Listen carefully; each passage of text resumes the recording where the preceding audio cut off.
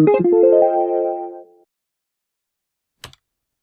there peeps, it's time for another annotated NOTEZ BIEN. This time the topic is friction. So here we are.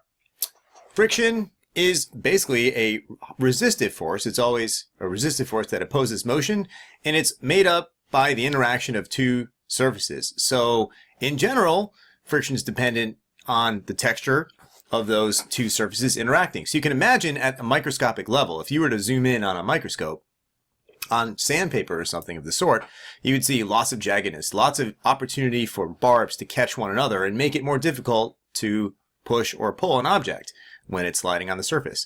If we have a smoother surface in general, that also means that it will be easier to slide on top of one another. The exceptions may be when you have electrical forces that make it more difficult. Even if we have a smooth surface, sometimes the configuration of the molecule, whether it's polar or not, could have an outcome on friction. Friction also depends on the normal force, which is why we've been spending so much time analyzing the normal force and how it's affected. There are two types of friction. One is static friction. I don't want you to get confused about the term static. Static does not mean electricity. Static means not moving. In this case, static friction means the whatever is sliding will not be moving when a force is applied. That is in contrast to kinetic friction. The word kinetic means motion. It means moving, movement. So there are these two types of friction depending on the situation and the forces involved. So here we have two situations. There's a force applied to the right, force of gravity down, force normal, and resisting that force applied is the force of friction static, and the nubblies are pulling so hard that there's no motion over here. There's just no movement at this point. But if you pull with enough force, you may be able to get it to move, and in this case you have force of friction kinetic. Force applied would be pulling, and the resistive force is the force of friction kinetic. In the situation where you finally get the object to move.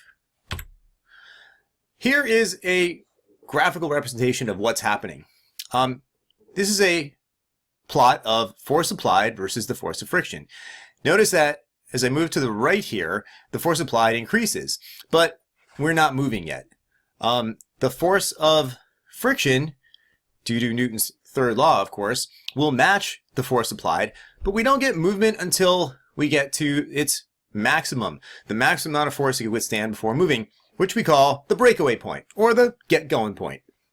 Once it starts moving, in the kinetic region, the sliding occurs, and the force applied kind of averages out to some value over here. We'll see this exact thing in the lab, except our plot will be slightly different. We'll see the force of friction, and here is time. And we'll see the get-going point, and in our lab, mu of the shoe, we will see the jaggedness over here, because often when you pull something, it's hard to do that with a constant force, so you'll see just a little bit of jaggedness in the lab, and that's quite all right. We'll just take the we'll just take an average value over there. Almost always the force of friction here, the get-going point, is going to be greater than the force needed to keep it going, and that is kind of a lesson of life. It's always harder, in my opinion, to start something like homework than it is to just actually be doing it. Once you're in the flow, it flows a little bit easier and it doesn't quite take as much effort. So oftentimes the hardest piece is starting, for sure. Now we've got to introduce something called mu.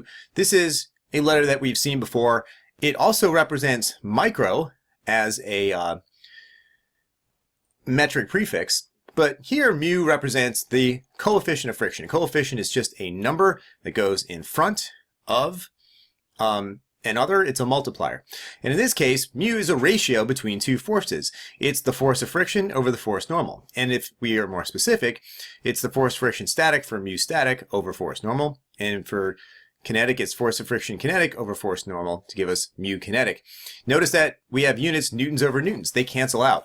Mu is a ratio, and it is a unitless number. One of the few times I won't ask for a unit because, well, there is none. It's just a ratio of two other things. It's basically a rating of how sticky or slippery two surfaces might be over each other. So there's this, an abrasive group of scientists, or a group of abrasive scientists called the mu crew, and they've been doing lots of research. You can go online and find huge tables of things that are rubbed together to determine what the mu is for static and mu for kinetic, the amount of stickiness or slipperiness between the two surfaces. And so here are some examples.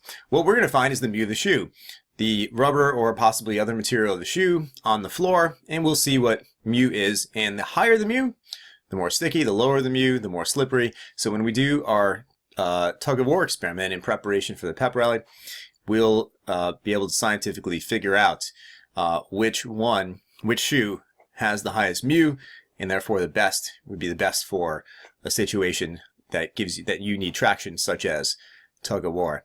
All right, so that's what it is. Nice and quick here. Annotated notes for friction. Welcome to mu, guys. Morad out.